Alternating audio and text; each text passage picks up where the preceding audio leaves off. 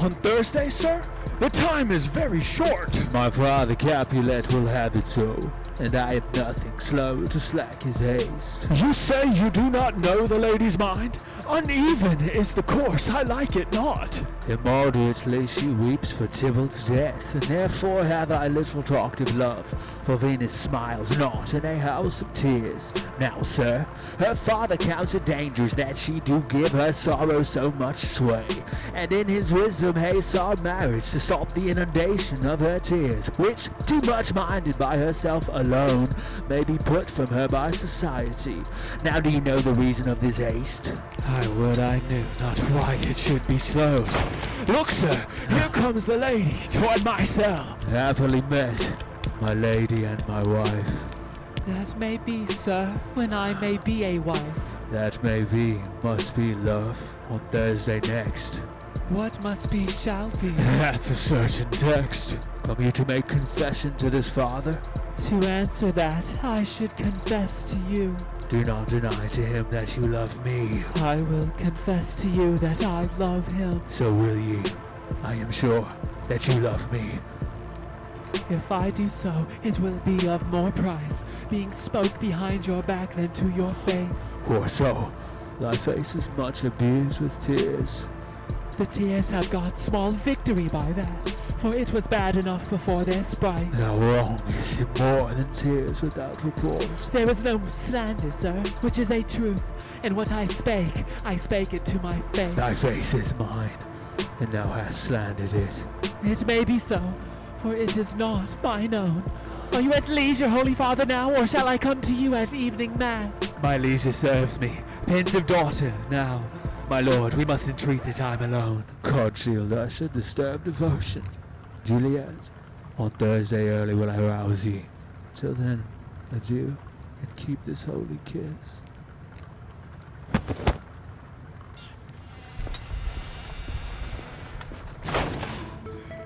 Oh, shut the door, and when thou hast done so, come weep with me. Past hope, past cure, past help. Juliet, I already know thy grief. It strains me past the compass of my wits. I hear thou must, and nothing may prorogue it, on Thursday next be married to this county. Tell me not, friar, that thou hearest of this, unless thou tell me how I may prevent it. If in thy wisdom thou canst give no help, do thou but call my resolution wise, and with this knife I'll help it presently. God join my heart and Romeo's, thou our hands, and ere this hand by thee to Romeo sealed shall be the label to another deed, or my true heart with treacherous revolt turn to another, this shall slay them both. Therefore, out of thy long experienced time, give me some present counsel, or behold, twixt my extremes and me this bloody knife shall play the umpire, arbitrating that which the commission of thy years and art could to no issue of true honor bring. Be not so long to speak, I long to die. If what thou speakest speak not of remedy. Oh, daughter! I do spy a kind of hope, which craves as desperate an execution as that is desperate which we would prevent. If rather than to marry County Paris, thou hast the strength of will to slay thyself, then it is likely thou wilt undertake a thing like death to chide away this shame, that copest with death himself to escape from it. And if thou darest, I'll give thee remedy. Oh, bid me leap rather than marry Paris from the battlements of any tower, or walk in thievish waves, or bid me lurk where serpents are, chain me with roaring bears, or hide me nightly in a charnel house, or covered quite with dead men's rattling bones, with reeky shanks and yellow chapless skulls, or bid me go into a new-made grave, and hide me with a dead man in a shroud. Things that, to hear them told, have made me tremble, and I will do it without fear or doubt, to live an unstained wife to my sweet love. Hold then. Go home, be merry, give consent to marry Paris. Wednesday is tomorrow, tomorrow night. Look that thou lie alone. Let not the nurse lie with thee in thy chamber. Take thou this vial, being then in bed, and this distilling liquor drink thou off, when presently Through all thy veins shall run a cold and drowsy humor, for no pulse shall keep us native progress, but surcease, no warmth, no breath shall testify thou livest. The roses in thy lips and cheeks will fade to waney ashes. The eyes' windows fall like death when he shuts up the day of life. Each part deprived of supple government shall stiff and stark and cold appear like death. And in this borrowed likeness of shrunk death, thou shalt continue 42 hours, and then awake as from a pleasant sleep. Now, when the bridegroom in the morning comes to rouse thee from thy bed, there art thou dead. Then, as the manner of our country is, in thy best robes, uncover it on the bier. Thou shalt be borne to that same ancient vault where all the kindred of the Capulets lie. In the meantime, against thou shalt awake, shall Romeo by my letters know our drift. And hither shall he come, and he and I will watch thy waking. And that very night shall Romeo bear thee hence to Mantua. And this shall free thee from this present shame, if no inconstant toy nor womanish fear abate thy valor in the acting it. Oh, give me! Oh, tell me not to fear. Hold! Get you going. Be strong and prosperous in this resolve. I'll send a friar with speed to Mantua with my letters to thy lord. Love, give me strength, and strength shall help afford. Farewell, dear father.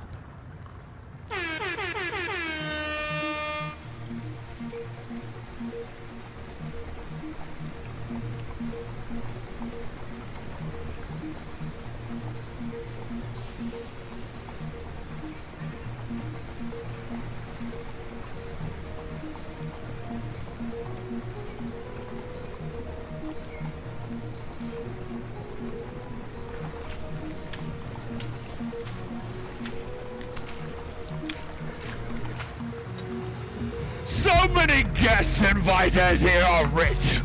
Sir, go hire me 20 cutting cooks. You shall have none ill, sir, for I'll try if they can lick their fingers. How canst thou try them so? Marry, sir, 'tis an ill cook that cannot lick his own fingers. Therefore he that cannot lick his fingers goes not with me.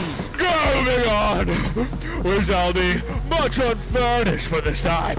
What? Is my daughter gone to Friar Lawrence? Aye, Barstow! Well, he may chance to do some good on her. A peevish, self-willed harlotry it is. See whence he comes from, shipped with merry luck. How now, my headstrong? Where have you been guiding? Where I have learnt me to repent the sin of disobedient opposition to you and your behests, and have been joined by holy Lawrence to fall prostrate here to beg your pardon. Pardon, I beseech you.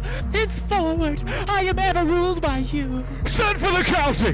Go tell him of this! I'll have this knot knit up tomorrow morning! I met the youthful lord at Lawrence cell, and gave him what becometh love I might, not stepping o'er the bounds of modesty. Why, I am glad on't! This is well. Stand up! This is as it should be! Let me see, the county! Aye, there we go! I say you fetch him hither! Now, for God, this reverend holy friar, all our whole city is much bound to him! Nurse, will you go with me into my closet to help me sort such needful ornaments as you think fit to furnish me tomorrow? No, not till Thursday. There is time enough.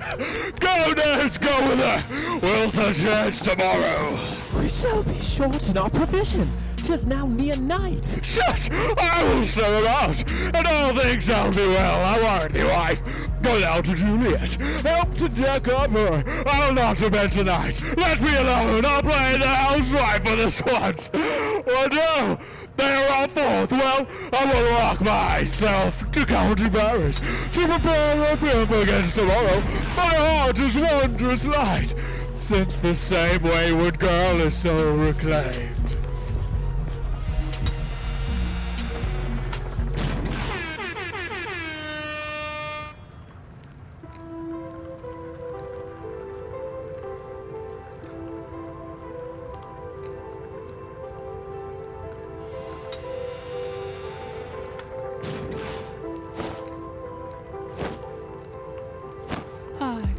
Those attires are best, but gentle nurse, I pray thee leave me to myself tonight, For I have need of many orisons to move the heavens to smile upon my state, which, well thou knowest, is cross and full of sin. What? Are you busy, ho? Need you my help? No, madam. We have called such necessaries as are behoveful for our state tomorrow. So please you, let me now be left alone, and let the nurse this night sit up with you, for I am sure you have your hands full all in this so sudden business. Good night. Get thee to bed and rest, for thou hast need. Farewell. God knows when we shall meet again. I have a faint cold fear thrills through my veins that almost freezes up the heat of life. I'll call them back again to comfort me. Nurse! Oh, what should she do here? My dismal scene I needs must act alone. Come, vial. What if this mixture do not work at all? Shall I be married then tomorrow morning? No, no. This shall forbid it. Lie thou there. What if it be a poison which the friar suddenly hath ministered to have me dead, lest in this marriage he should be dishonored? Because he married me before to Romeo? I fear it is, and yet methinks it should not, for he hath still been tried a holy man. How if when I am laid into the tomb, I wake before the time that Romeo come to redeem me? There is a fearful thought. Shall I not then be stifled in the vault, to whose foul mouth no wholesome air breathes in, and there die strangled ere my Romeo comes? Or, if I live, is it not very like the horrible conceit of death and night, together with the terror of the place, as in a vault, an ancient receptacle, where for this many hundred years the bones of all my buried ancestors are packed? Where bloody Tybalt, yet but green in earth, lies festering in his shroud, where, as they say, at some hours in the night, spirits resort. Alack, alack! Is it not like that I, so early waking, what, with loathsome smells and shrieks like mandrakes torn out of the earth, that living mortals, hearing them run mad? Oh! If I wake, shall I not be distraught, environed with all these hideous fears, and madly play with my forefathers' joints and pluck the mangled devil from his shroud, that in this rage, with some great kinsman's bone, as with a club dash out my desperate brains? Oh, look! Oh, methinks I see my cousin's ghost, seeking out Romeo, that did spit his body upon Arabia's point. Stay, Tybalt, stay! Romeo, I come.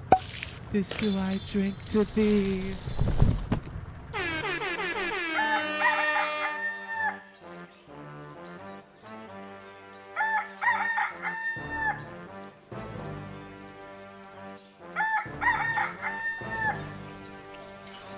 Hold! Take these keys and fetch more spices, nurse. They come 38 and 20 to the pastry. Come! Stir, stir, stir! The second cock hath crowed! The curfew bell hath rung! 'Tis 3 o'clock! Look to the baked meats, good Angelica! Spare not for cost! Go! You cut queen, go! Get you to bed! Faith, you're to be sick tomorrow for this night's watching! No, not a whit! What? I have watched here now all night for lesser cost, and ne'er been sick! Aye, you have been a mouse hunt in your time, but I will watch you from such watching now. A jealous hood! A jealous hood! Now, fellow, what is there? Things for the cook, sir, but I know not what. Make haste! Make haste! Sarah, fetch dry logs! Call Peter! He will show thee where they are! I have a head, sir, that will find out logs and never trouble Peter for the matter. Mass and well said! A merry horse and thou shalt be long ahead! Good father! 'Tis day! The county will be here with music straight, for so he said he would! I hear him near! Nurse! Wife! What wonders I say! Go waken Juliet! Go and trim her up! I'll go and chat with Paris! I make haste! Make haste! The bridegroom, he has come already! Make haste, I say!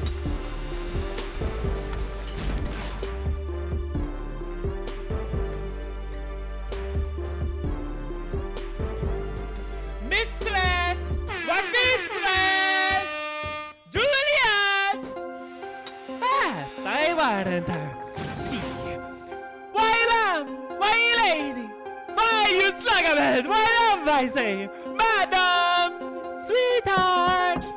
Why, bride! What? Don't say what? You take your pennyworth now. Sleep for a week. For the next night, I warrant the county Paris set up his rest that you shall rest but little. God forgive me, Mary Annabelle. How sound is she sleep? I needs must wake her. Madam! Madam! Madam! I let the county take you in your bed. It frights you up, is it? Will it not be? What? Rested in your clothes and down again? I must needs wake you. Lady, lady, lady. Alas, alas. Help, help. My lady's dead. Oh, the day that ever I was born. So long will be there. My lord, my lady. What noise is here? Oh, lamentable day. What is the matter? Look, look how heavy day. Oh me, my child, my only life. Revive, look up, or I will die with you. Help, help, call help. For shame! Bring Juliet forth! Her lord is come! She's dead, deceased, she's dead. No, she's dead, she's dead, she's dead. Huh? Let me see her! Oh, alas, she's cold! Her blood is settled and her joints are stiff. Life and these lips have long been separated. Death lies on her like an untimely frost upon the sweetest flower of all the field. Oh, little Death, that hath ta'en her hence to make me well, ties up my tongue and will not let me speak. Come, is the bride ready to go to church? Ready to go, but never to return. O son, the night before thy wedding day hath death lain with thy wife. There she lies, flower as she were, deflowered by him. Death is my son-in-law, death is my heir. My daughter he hath wedded. I will die and leave him all. Life living, all is death's. Have I thought long to see this morning's face? And doth it give me such a sight as this? Oh, Cursed, unhappy, wretched, hateful day! Most miserable hour that yet I saw in lasting labor of his pilgrimage! But one poor loving child, but one thing to rejoice and solace in! And cruel death hath catched it from my son! Oh, woeful death! Most lamentable day! Most woeful day that ever I did yet behold! Oh day! Oh day, oh hateful day! Never was seen so black a day as this! Oh woeful day! Oh woeful day! Beguiled, divorced, wronged, splitted, slain, most detestable death by thee beguiled, by cruel thee quite overthrown. O love, O life, not life but love and death. Oh, despised, distressed, hated, martyred, killed. Uncomfortable time, why camest thou now to murder our solemnity? Oh child, oh child! My soul and all, my child, dead art thou. Alack, my child is dead. And with my child, my joys are buried. Please hold for shame! Confusion's curse lives not in these confusions. Heaven and yourself had part in this fair maid. Now heaven hath all, and all the better is it for the maid. Your part in her you could not keep from death, but heaven keeps his part in eternal life. The most you sought was her promotion. For 'twas your heaven she should be advanced. And weep ye now, seeing she is advanced above the clouds, as high as heaven itself. Oh, in this love, you love your child so ill that you run mad, seeing that she is well. She's not well married that lives married long, but she's best married that dies married young. Dry up your tears and stick your rosemary on this fair course, and, as the custom is, in all her best array bear her to church. For though fall nature bids us all lament, yet nature's tears are reason's merriment. All things that we ordain at festival turn from their office to black funeral. Our instruments to melancholy bells, our wedding cheer to a sad burial feast.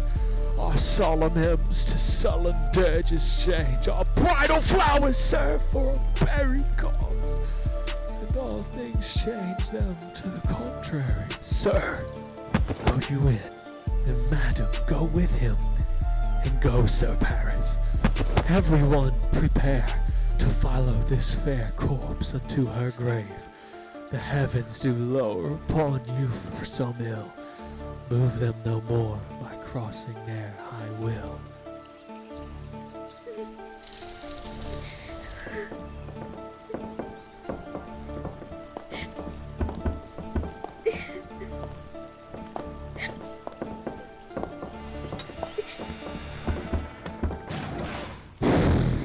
Faith, we may put up our pipes and be gone. Honest good fellows, put up. Well, you know, this is a pitiful case. Aye, by my troth, the case may be amended. Musicians! Oh, musicians! Hearties! Hearties! Oh, and you will have me live. Play hearties! Why hearty? Oh, musicians! Because my heart itself plays. My heart is full of woe. Oh, play me some merry dump to comfort me. Not a dump, we. 'Tis no time to play now. You will not then? No. I will then give it you soundly. What will you give us? No money on my faith, but the gleek. I will give you the minstrel. Then I will give you the serving creature. Then will I lay the serving creature's daggers on your pate? I will carry no crotchets. I'll ree you, I'll fire you, do you note me? And you ree us and fire us, you note us. Pray, you put up your dagger and put out your wit. Then have at you with my wit. I will dry beat you with an iron wit, and put up my iron dagger. Answer me like men. When griping grief the heart doth wound, and doleful dumps the mind oppress, then music with her silver sound. Why silver sound? Why music with her silver sound? What say you, Simon Catling? Marry, sir, because silver hath a sweet sound. Pretty! What say you, Hugh Rebeck? I say silver sound because musicians sound for silver. Pretty too! What say you, James Soundpost? Faith, I don't know what to say. Oh! I cry you mercy. You are the singer. I will say for you. It is music with her silver sound, because musicians have no gold for sounding. Then music with her silver sound, with speedy help doth lend redress.